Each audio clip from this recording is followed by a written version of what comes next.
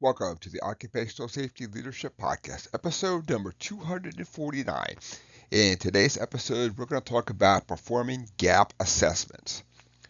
So basically, in a gap assessment, you have, well, much like the word says, you have assessed that you have a gap in your programs, And like all things, you can have a large gap, you can have a small gap.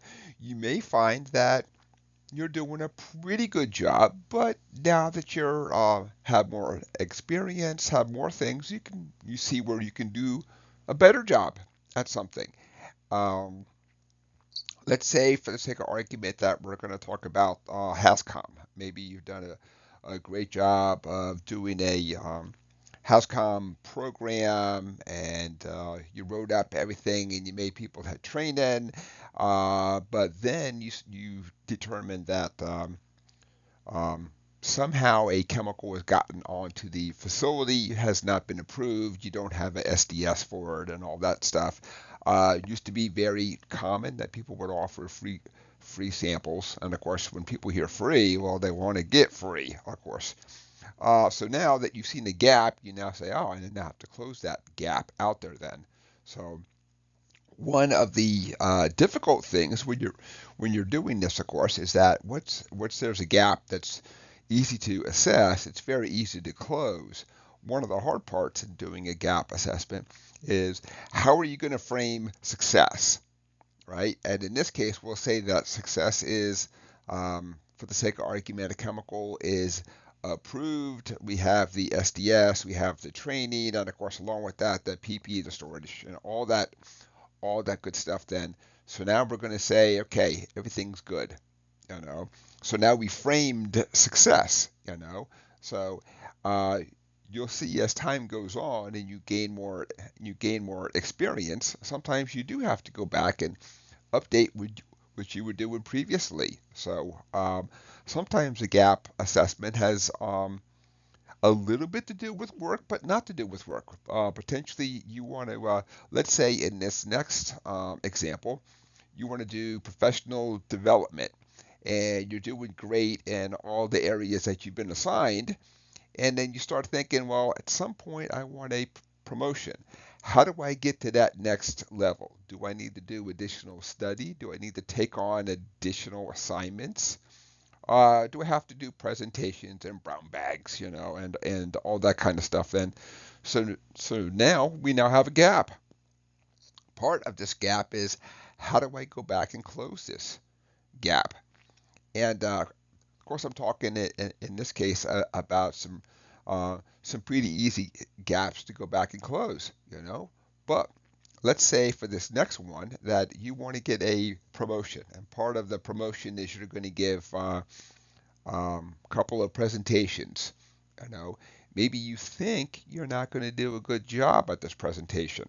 You know, so one of the things about getting better as we go on is you can sit down, you can read about stuff, you can look at tools and techniques and look at what others have done, and that's awesome and great. That's a starting point. That helps you to go back and get better, but you still haven't stood up in front of somebody. You still got to give that presentation then.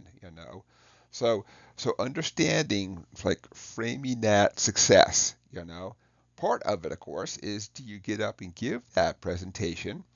And are you prepared? Can you take on additional questions? Is there let's say that you have a employee, not that I ever have, but sometimes employees like to wait for a nice gathering, and then they'll start throwing zingers at you. Then.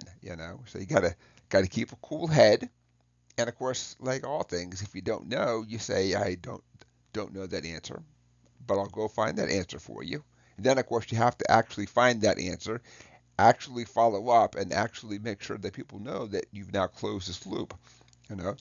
So if there's something that you can't answer, well, that's going to be a gap. That's right there. So now we're going to go back and close that gap. So sometimes as you're hired into a new role, one of the big things is to go back and perform this gap assessment then, because you'd like to think that as you're coming into a new role, um, everything's awesome and it's great, and the previous person just left because they retired from a joyous life, and everything's roses, rainbows, unicorns, but maybe you get in and it's just not a good system. And sometimes it's not that it's not a good system, but there's gaps in there.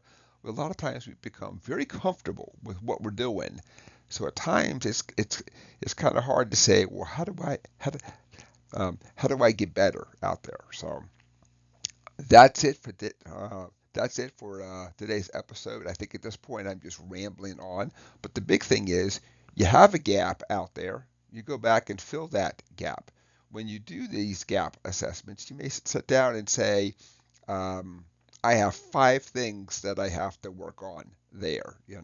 There's a lot of different techniques out there. Do you work like a little bit at all 5, or do you say, I only work at this one, and then I'm going to work at the next one? So there's going to be pros and cons, to both ways of tackling this gap then.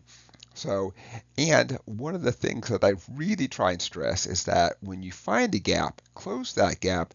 Your sister plants may have exactly that same gap out there too, because sometimes it's a cultural thing that goes between the different locations. Share what you find, share your findings, share how you solved it with other facilities as well. With that, let's call it a day. Episode number 249 is complete. Thank you for joining me. My name is Dr. David Ayers. Have a safe day.